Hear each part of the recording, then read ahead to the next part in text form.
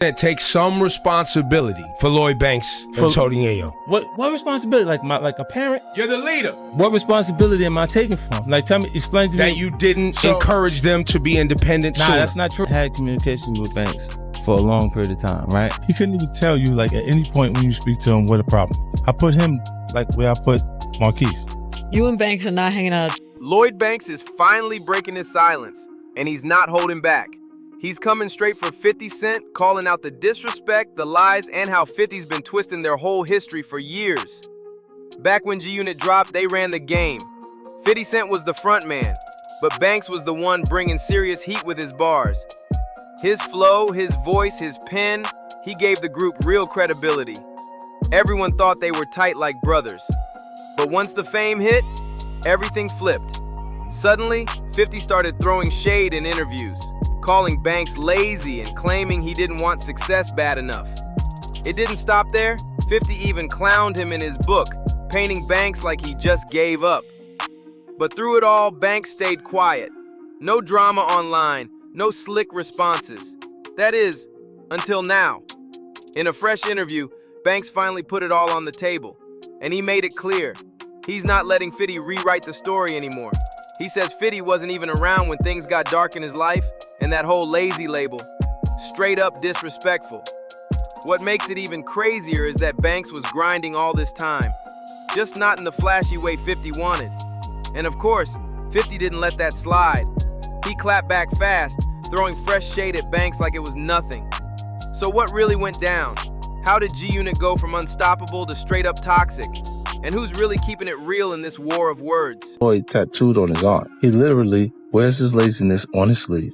He's always projected an unhelpful mixture of being both introverted and cocky at the same time. Lloyd Banks stayed silent for years about what went down between him and 50 Cent. But now, that silence is over. After 50 randomly threw shade at him out of nowhere, Lloyd finally decided it was time to speak up and set the record straight. It all started during a recent tour stop. 50 dropped a behind-the-scenes video on Instagram, casually name-dropping both Lloyd and Young Buck. But the tone? It wasn't friendly at all. It sounded like 50 was straight up clowning Banks for not reaching his level of success. This is something. Wait till they see Lloyd Banks too. And this right here, this is the real difference between Lloyd Banks and 50 Cent. Banks doesn't do the whole social media circus. He's not out here tossing shady jabs or running his mouth in every interview. But recently, in a rare sit-down, someone finally asked him about his relationship with 50, and he let it all out. He didn't just clear the air, he spoke from the heart. Banks addressed the rumors, the disrespect, and that lazy label 50's been pushing for years. And this wasn't just some old beef getting reheated. This was deep, this was personal. Banks said it loud and clear. He wasn't lazy, he was grieving. While 50 was out calling him unmotivated, Banks was dealing with the death of his father.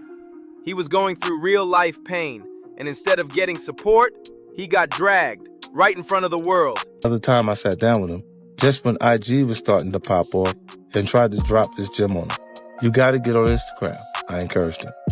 You can be a little awkward in person, so this is actually a better way for you to communicate with people. Nah, I don't want to do what he said. Why not? You can literally put punchlines under your pictures, make some new fans. Nah, that's corny, he told me. When Banks made that comment to me, I realized he had gone as far as he can go. And even though 50 gave Banks a little credit, calling him a decent lyricist, he didn't hold back on the shade. He claimed Banks just doesn't have the natural charisma or the grind to make it as a real star. He's a very good lyricist. Among what are known as the punchline rappers who will end their bars with a funny or tongue-in-cheek line, Banks like to call himself the PLK, or Punchline King. I don't know if he's the king, but I'll give it to him that he's in the conversation. He is not, however, a great live performer, stylish dresser, or a domineering personality. So if he doesn't check those three boxes, how is he going to get bigger and become the star in real life he is in? But according to Banks, when things got real, 50 was nowhere to be found. Not during the losses, not during the struggles. And that kind of absence, it cut way deeper than any diss track ever could. Lloyd also clapped back at the idea that he somehow fell off. Since 2021, he's been putting out heat, 3 full albums under the course of the Inevitable series. Sure, There weren't any radio hits or big label machine behind it. No chart-chasing singles. But it was raw, unfiltered bars and pure consistency. Banks never stopped rapping. He just stopped playing the industry's game. He's not about flashy gimmicks or viral clout. Banks is a rapper's rapper, focused on penmanship, not popularity. And honestly, that's what pushed 50 away in the first place. Because in 50's world, if you're not helping him expand the empire, you're considered dead weight. Loyalty wasn't enough. Only results mattered. To really understand how deep this runs, you gotta look at the roots. Banks, 50, and Tony Yayo didn't meet at some industry party. They grew up together, South Jamaica, Queens. These were neighborhood bonds, not business deals. Music was their ticket out, and when 50 skyrocketed with Get Rich or Die Trying, he brought his day ones with him. And G-Unit? It was more than a rap group. It became a movement, a brand, a full-blown lifestyle. And when it came to bars, Banks stood out. 50 had the hooks, the energy, the spotlight, but Banks, he had that ice-cold delivery, that slick wordplay, that gritty edge the streets loved. His mixtapes were legendary, underground classics that built his rep brick by brick. Then in 2004, he dropped The Hunger for More, and it went platinum in under a month. That was the moment it looked like G-Unit was really rising together. 50 was dominating the charts. Banks was proving himself as a top-tier MC. Yayo had his lane. Then came Young Buck in the game, and just like that, G-Unit was everywhere. Music, clothing lines, Reebok deals, video games, G-Unit was everywhere. The chemistry between them looked rock solid, and let's be real, Banks wasn't just tagging along. He was helping build the whole movement from the ground up. His voice, his tone, his energy shaped that gritty G-Unit sound. Even 50 used to say Banks was one of the best pure rappers in the squad. But as the years rolled on, the cracks started showing. Buck got kicked out, Game went rogue and started firing at everyone. The G-Unit machine started slowing down. And right in the middle of all that, Banks began falling back. Now, Banks was never the loud, spotlight-hungry type, but suddenly, he wasn't even in the mix at all. No drama, no public blowouts, just distance. It became obvious. The bond between 50 and Banks wasn't what it used to be. After the G-Unit wave cooled down, the vibe completely shifted. The crew stopped moving like a tight team and started looking like solo acts repping the same label. And according to 50, too much damage had been done. He straight up said there's no way a G-Unit reunion could ever happen. Banks slowly faded from the spotlight. He wasn't doing press, wasn't at 50's events, and fans started thinking he just didn't care anymore. But the real story behind the scenes? Way deeper than that. Meanwhile, 50 started popping up in interviews throwing slick shade at Banks, still riding that same lazy narrative. He claimed he gave Banks every shot, pushed him hard, but said Banks didn't have that hunger, didn't want to grow, and couldn't keep up with the business side of the game. To the outside world, it looked like Banks ghosted the fame, but inside, it was a whole different story filled with tension, distance, and betrayal. I can't even tell you, like, at any point when you speak to him, what the problem is. I put him, like, where I put Marquise. They expect a show to happen tonight. Banks, like, when you go to perform your shows, you don't do this song. Like, this is the hardest record on your. And he's like, why? Because you won? I looked at it and I was like trying to understand where he was coming from. He hadn't been on my last record. He's like, I ain't been on your record, this and that. And I was like, so what? You don't have to be on none of my records. Like, me being on your records is the fave. I put you on a record with Eminem on my first album, fool. Don't nobody even know you. In one interview, 50 didn't sugarcoat it. He said Banks had the talent, but no hustle. And he didn't stop there. He went after Banks for staying off social media like that alone made him irrelevant. But for Banks, that's just who he is. Quiet, low-key, focused. He never cared about playing the industry game or chasing clout online. He wanted to do the work and let the music speak. To a lot of fans, that made him real. But to 50, that made him a problem. Then came 50's book, Hustle Harder, Hustle Smarter, and things went even further. He flat out called both Banks and Yayo, claiming they were stuck in the past and refused to evolve. He said Banks got too comfortable, didn't want to grow and wasted potential that could have taken him to the top. According to 50, Banks had what it took, but just let it all slip away. Around 14 years old, when Biggie and Pac were both popping, So that makes sense that they still resonate with him so deeply. I can relate. I still love the music from when I was that age too. The difference is I haven't patterned my career after KRS-One and Coogee Rap. What would be the point of that? They were both incredible in their moment. But I've always been concerned about creating my own moment rather than copying theirs. But 50 didn't stop there. In Banks' case, a lot of his failure to grow as an artist is connected to his emotional composition. Banks grew up in the same neighborhood as me, but was never a part of it in the same way. I actually hustled with his father. Banks was more content staying on his porch and watching the world from there. There's nothing wrong with that, but it underscored a particular aspect of his personality. Banks wanted things to come to him, as opposed to going out and getting them for himself. 50's book was the first time he really put serious distance between himself and Lloyd Banks publicly. And while Banks didn't clap back in interviews or post a rant, fans are convinced he responded through the music. In his track Stranger Things, people think he dropped some subtle shots, addressing the fallout without saying names. This right here is where Lloyd and 50 just don't see eye to eye. For Banks, he's exactly where he wants to be. To him, being super famous doesn't mean you're winning. Success is about doing what you love, staying true to yourself, and taking care of your family. That's real success in his book. And let's not forget, Banks has owned up to his flaws too. He even got the Lazy Lloyd tattoo, turning that label into a part of his story. He's also addressed it in past interviews when 50 brought it up. But to Banks, that chapter's closed. He's moved on, even if 50 hasn't. Yeah, but when he came to the actual room, we talked about, I think I irritated him earlier playing with the entourage. Yeah. With MO and them, like, cause I look. Thanks, is that true? Lloyd's never denied it. He's a laid-back dude. But that doesn't mean he's lazy. He just doesn't care for all the drama and chaos that comes with being a celebrity. He's not chasing every camera or trying to be in headlines. All he ever wanted was to make real music and let the bars do the talking. But 50, he saw that attitude as a lack of ambition. And that wasn't the only issue. Loyalty is everything to 50 Cent. Step even slightly out of line, and you're getting cut off, fast.